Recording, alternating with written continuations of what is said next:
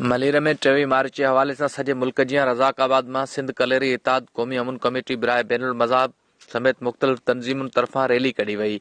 पाक फ़ौज ज़िंदाबाद, पाकिस्तान ज़िंदाबाद जे नारनि जी गूंज इन मौक़े ते मीडिया सां ॻाल्हाईंदे रैली खे ख़िताब कंदे सिंध कलेरी इत्तेहाद जे वाइस चेयरमैन नज़र हुसैन कलेरी, फैसल अबड़ो, अब्दुल क़यूम अबड़ो, जाम जमील लाशारी चयो त मोदी हुकूमत खे ख़बर पइजी वई त पाकिस्तान हिकु शींहं जो नालो आहे।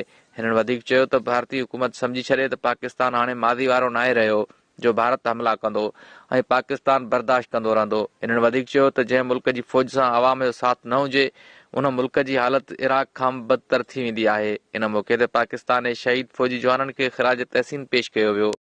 सयाज नज़र हुसैन कलेरी वाइस चेयरमैन सिंध कलेरी इत्तेहाद के प्लेटफॉर्म तां रैली में संगत समेत शिरकत कई आहे। सो असी इहो आवाम के पैगाम ॾियणु चाहियूं था असी पाकिस्तानी एक खुशनसीब क़ौम आहियूं जेकॾहिं असांखे आज़ादी जो ऐं एहसास पुछणो आहे त कश्मीरनि खां पुछूं, फ़लस्तीननि खां पुछूं त आज़ादी छा थींदी आहे। असीं हिकु खुशनसीब क़ौम आहियूं त असीं पाकिस्तानी आहियूं ऐं आज़ादु आहियूं। सो असीं पाक फ़ौज सां पूरी सिंध कलेरी इत्तेहाद यकजहती तौर गॾु आहे ऐं हर फोरम ते पाक फ़ौज सां क़दम ब क़दम गॾु हूंदासीं।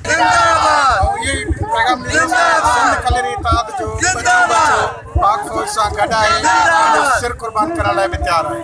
हमारे फैसल अबड़ो जनरल सेक्रेटरी ज़िला मलेर क़ौमी अमन कमेटी जो ठीकु आहे। असांजे लाइ हीउ ॾाढो ख़ुशी जो ॾींहुं आहे ऐं जेकियूं महरूम क़ौम आहिनि पाक अफ़वाज खां या पाक रेंजर्स खां जेके हिननि असांजे लाइ क़ुर्बानी ॾिनी आहे एॾी वॾी ठीकु आहे ऐं एॾो वॾो मैसेज ॾिनो वियो आहे ऐं छा नालो त असांजे लाइ ही 1940 खां वठी जेको अज़ाब इलाही जेको हुयो पंहिंजो क़ाइद आज़म मोहम्मद अली जना जेकी छा नालो त तारीख़ हलाई उन में हिकिड़ो उन्हनि जो वॾो किरदारु हुयो ऐं मुस्लमाननि जो ऐं असांजी फ़ौज जो वॾो किरदारु आहे। असांजे लाइ वॾी ख़ुशी जी ॻाल्हि आहे।